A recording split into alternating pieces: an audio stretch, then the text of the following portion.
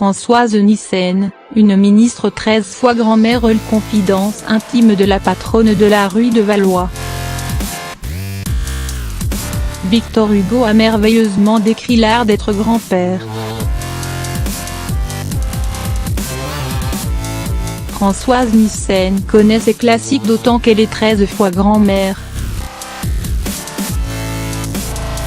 L'ex-éditrice et patronne des éditions Actes Sud, devenue ministre de la Culture, cultive donc cet article.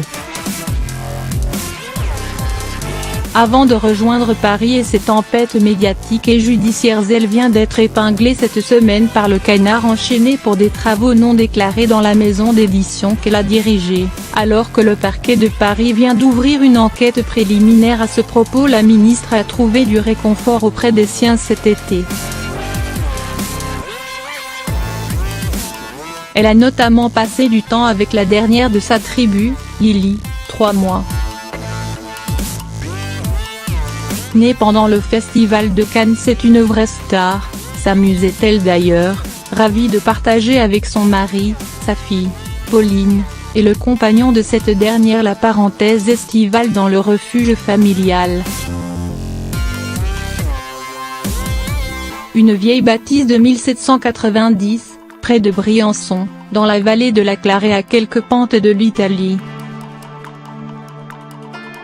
Les Nyssen s'y ressource depuis 32 ans et la ministre cette année encore après des mois chargés. Elle a potassé ses dossiers de rentrée, notamment le rapport de la mission sur la culture près de chez vous. Une demi-journée fut néanmoins dédiée à la balade.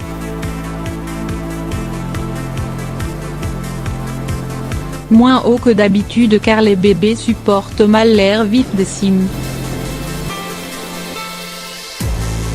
Être parent est toujours une interrogation, une aventure, constate-t-elle. Est-ce que ce que l'on fait est bien ou pas ? Être grand-parent est un plaisir total car je regarde émerveillé la manière dont mes enfants deviennent eux-mêmes parents et ont désormais charge d'âme. Elle a développé une relation privilégiée avec chacun de ses petits-enfants. Malgré un agenda chargé, elle échange dès qu'elle le peut avec chacun d'entre eux. Il en va ainsi avec Jeanne, passionnée de photographie, ou Juliette et Rose qu'elle a encouragée à se constituer une réserve de livres pour les vacances. Elle a demandé aussi aux champions du monde de l'équipe de France de football, venus célébrer leur titre à l'Élysée, quelques photos pour Victor. Les respirations salutaires pour la ministre alors que se profile un ciel d'orage pour sa rentrée.